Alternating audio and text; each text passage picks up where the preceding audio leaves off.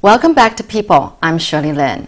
Today my guest is Ying-ying Shih, who is an independent singer, and she has been singing for 4 years. She was nominated at the Golden Melody Awards for Best Vocal Performance in the year 2010, and she just released a new EP in October this year. Well, Ying-ying, I understand that you are your own producer, your own label, your own agent, you're doing everything yourself. Now, you told me saying that you had no choice. It's not, well, we can talk about the hard part of this, but what do you mean by you didn't have a choice?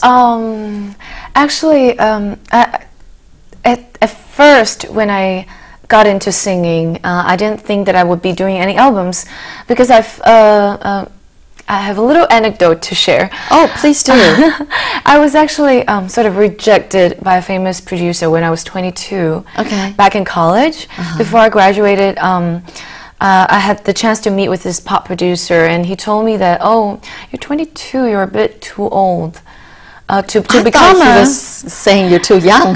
to become a pop singer. So back then I didn't know the industry at all, so I didn't know there was any other way to become a singer and do an album without being a pop singer, or without working with a big label or working with a famous producer.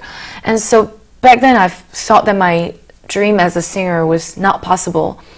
So after so many years, when I decided to sing again, I did musicals, I did jazz singing, but I didn't think about doing an album, even though there was already a lot of people doing independent albums at that time. And I didn't feel I was ready for it, but it was my mom who had also has a dream to produce an album.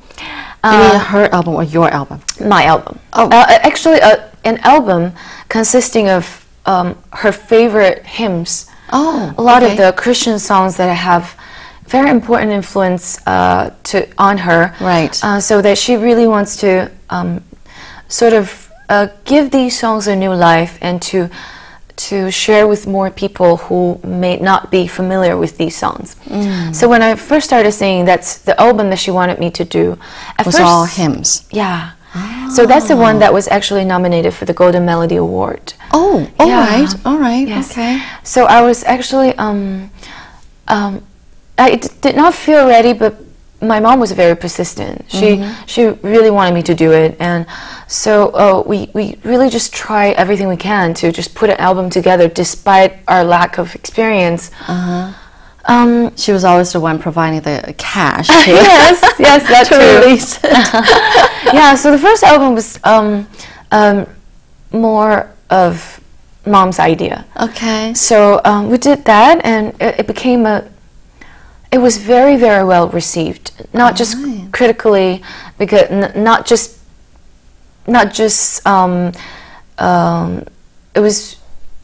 it was recognized not only by experts.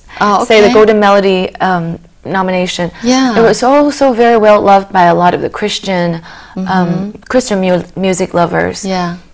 So it was a big encouragement to us. So that's why we did a Christmas album in the same year. Right. Yeah, and after a year and a half, we did another album, which is the latest. So just after the first one, we sort of felt that we learned the gist of it. We sort of learned how to do an album independently, and so not just doing the albums. There's a lot of the admin things we take care of ourselves. Right. So a lot of people would ask me why I don't go and look for an agent. Yeah. And partly because my mom sort of wants to protect me more. Yes. And she sort of she sort of feels that if I get an agent, and if the agent wants me to do things I don't want to do, and I have no way to say no. I think that happens in a lot of the cases. Yes, definitely. So that's part of the reason, and also I sort of just never really tried, because even though at the beginning, the first year and a half, or actually the first 2 years, I was quite frustrated, and I was quite burnt out doing everything by myself. You mean for the first release? Yeah, with the first release. Not just on the album side, because I have a lot of gigs that I have to manage myself too, and I have to deal with the clients myself. I have to handle a lot of phone calls, a lot of emailing, a lot of scheduling, all by myself. So that's hard. Yeah, that's very hard. How many artists like that who choose to be independent and do everything on their own? I mean, I don't think there's that many. Oh, actually, you'd be surprised. But it's such hard work. There's a lot of them. I think sometimes by choice, because they might have had really bad experiences working with agents or labels, so they decided to take everything in their own hands.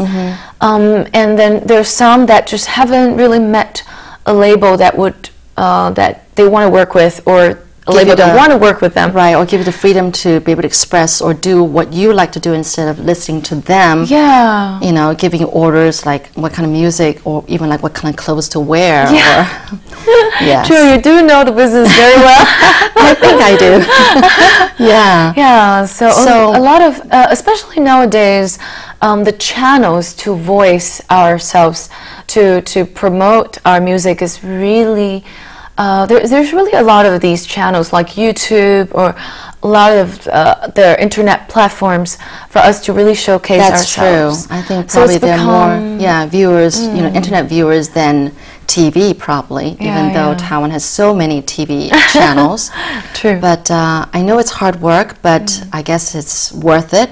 It kind of limits you to, you know, different channels that you can actually be exposed, but you think it's worth it, and you're going to keep at it. Yeah, at first, the first couple of years, I would feel that I was always working at a disadvantage, because I felt that it's so difficult to be known by the potential audience I have, because without the TV exposure, it's quite limited how much I can do. Your fan base is more limited. But then I think over the years I've come to enjoy this kind of, because I would do a lot of the live, however small it is, I would do a lot of the live performances to get to know my audience. Yes. And I really cherish that, because when you have a face-to-face experience with your audience, it's more real than anything you can have via a virtual platform. And also I have a Facebook fan page. I also really enjoy running the fan page myself, posting all the photos and the video clips, and just writing all my comments, and it's very enjoyable. I'm on Facebook, but I don't spend time, you know, on Facebook because it takes time. You know, but that's how you found me. Yes, which is true. But yeah, it's a different generation now. I mean, that really is the platform, and if you just have to, you know, sacrifice and put some time in there. So, well, good, because you're still young, and you know, no problem. But just make sure you take care of your health, you know, because I know that can be really, really tough. What's the thing that you think that is the biggest challenge, or the advice that you would give to other independent artists if they're thinking of going independent? What would be the biggest advice that you want to give?